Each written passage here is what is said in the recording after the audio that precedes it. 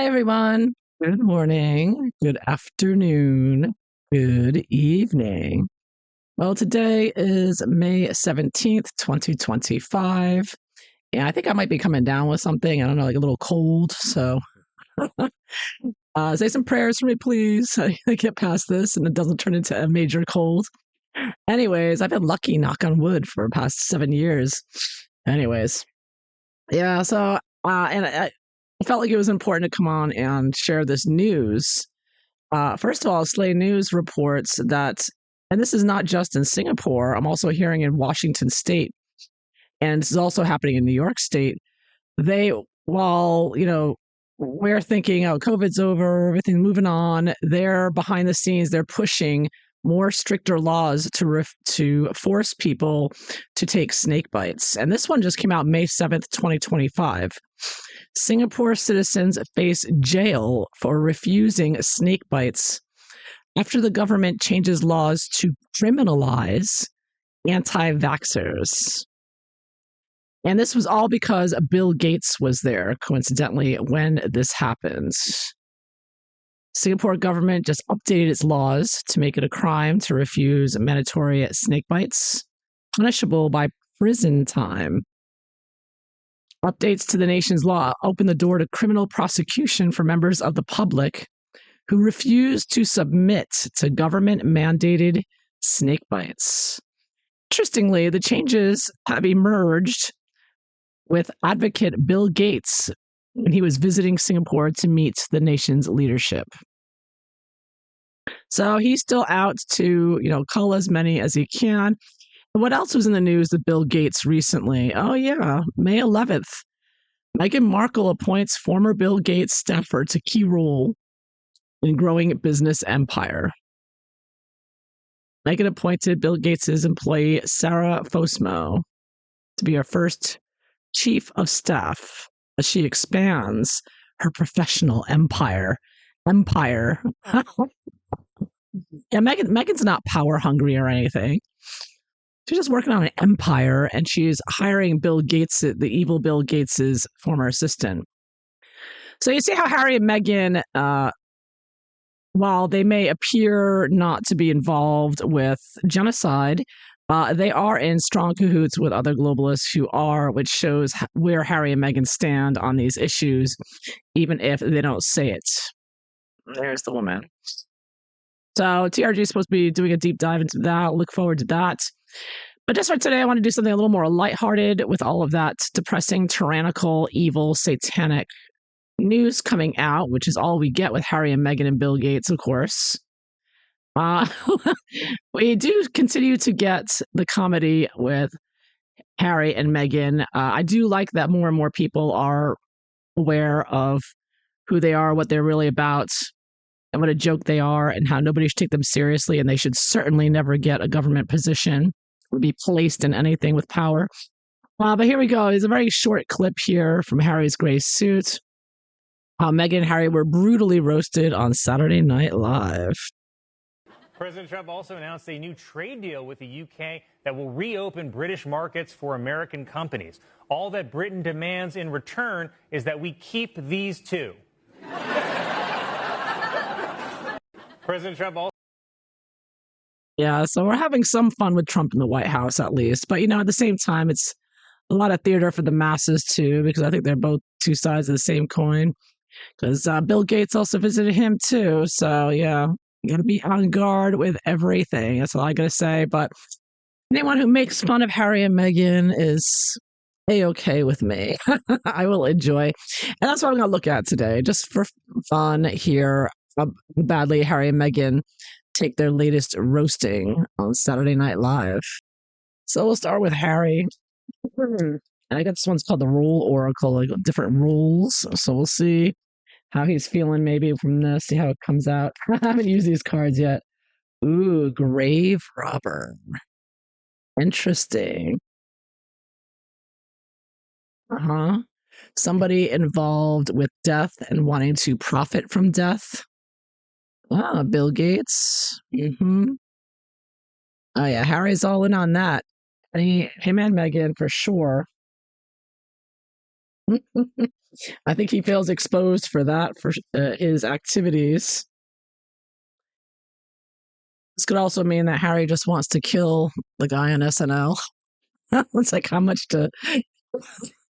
I wouldn't put it past him. These people are homicidal maniacs, each and every one of them. You know, birds of a feather flock together. Harry and Meghan hang out with Bill Gates. You know, enough said, right? Saying. What else? How's Harry feeling about Saturday Night Live saying that the UK doesn't want him and Meghan? And the trade deal with Trump is that all they ask is that we keep Harry and Meghan here. Ooh, yeah, there we go. That's Harry, all right. Addiction. Yeah. So he knows that people look at him and Meghan as a couple of addicts. People are saying Meghan's an alcoholic. Everyone knows Harry's an addict. He has admitted in his book he takes all kinds of drugs. And he's trying to spread it here, of course, with young people. Mystery, confusion. So the mystery I take is their psyop. You know, he and Meghan are trying to have this air of mystery to make them more interesting, like they're peekaboo. Like for the Baka people in Africa or the Sentabale with Dr. Sophie, Harry and Meghan just disappeared, nowhere to be found. Woof. And suddenly, boom, they appear and they're all over the press, doing this, doing that, making podcasts, posting videos for the Instagram loving biatch wife. They want to keep you on your toes. You never know what they're going to do next, or know exactly how they feel about things, or what their excuse is for their bad behavior, because they're never held accountable and asked about their bad behavior. They're given softball questions on patronizing podcasts saying, "Are you okay?" You know? Look for, investigate, explore. Yes. So I'm getting that. What am I getting here? Harry is just messed up in the head. He probably wants to kill the guy. I'm going to go with the grave robber, besides trying to make money from death shots and everything else. He probably wants, in his drug addled mind, he's totally paranoid. And he's going to leave it a mystery. He's not going to, of course, again, with the Saturday Night Live, Harry and Meghan aren't going to say anything. They're going to they're going to be silent, just like with every other scandal that they have. You know, try to be mysterious about it. You have to wonder how badly they took it. How badly did Harry take it? Let me try one more deck. My other oracle deck here I like using. How did Harry take it? How did Harry take it being ridiculed yet again? Oh, yeah, this is Harry, all right. Paranoid. Yeah. Insecure. Yeah, he's as paranoid as ever, for sure. Yep. He's locked up there. Meghan's got him locked up in the basement, maybe. He's locked up somewhere because he's paranoid and addicted to drugs. All right, so let's go back to the beginning now with a Megalodon. How's Megalodon? Because now this is her, home turf, American TV ridiculing her and Harry. How's Megalodon? Megan Sussex. How is she taking it? Ooh, envoy, diplomacy, ambassador, delegation, negotiation. Wow. I think that she has had someone reach out to him. Now, we do know that Meghan, with her PR, flick that she put out that I analyzed, one of the PR people in the movie said, "Oh, Meghan could be an ambassador or an influencer." It was back in September 2024. So I do get that from here. Meghan's still got her ambassador hat on, and I think that she's trying to act like one and dealing with this. And so I think she's probably asked somebody over connections, just like she did with Piers Morgan when she got him fired. She called the head of the studio, ITV. Not that she's going to get this guy fired necessarily, but I think she is going to have somebody or herself contact them and say, "What's the deal with this? Why are you criticizing Harry and Meghan? Don't you know Meghan was severely depressed? You're racist." She's still trying to make people believe they seriously had a car chase. They still want people to believe that. They're so drug addled. They're so crazy. So yeah, so Meghan either did or wants to send. Oh yeah, she needs to cool down for sure. She's trying to calm herself down. I think she's taking a lot of salt baths in cold water, perhaps. Because I think people are telling her, okay, no, we're not going over there. We're not threatening them with our political connections. Because you know how Meghan is with, she really could contact Gavin Newsom, and Harry threatened to contact Gavin Newsom to make the New York police detective, arrest some journalists.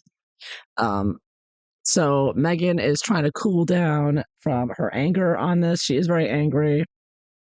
I think that there's, you know, she did want to diplomatically have somebody say something like, "You shouldn't have done that. It's not very nice, racist." Yeah, but I think people around her are telling her, you need to cool off for a while, give it some time, chill out. It's not a big a deal. But Harry and Meghan in particular, I think, is taking it much worse because even though she's a drunk, she's a little bit more aware than Harry. Harry's completely out of his mind and paranoid, anyways, about everything. So it's just another day with Harry. But Meghan is also self-medicating along with Harry, numbing herself to it. Panda head. There's a picture of her wearing a panda head, right? And she is, believe it or not, I think she is confused, puzzled as to why. I think that she really doesn't get it, how nobody likes her and Harry. I think that, she just thinks that her old-fashioned PR using the WME. She just thinks that everyone should be fooled already. This is post COVID though. The world's a different place. And so I think that that's really throwing Meghan for a loop, that her usual PR spins are not as successful as maybe they once would have been. That's what I'm seeing. So, but she is very upset. She is trying to cool down over here, trying to calm down and drinking and who knows what else. But of course, as usual, as with everything else, Harry and Meghan are not handling it well. And what would you expect? What else from a couple of drug addict losers? Anyway, so there you have it. So I hope you enjoyed this. If so, please like and subscribe. I hope you all have a wonderful day. Take care. Bye bye.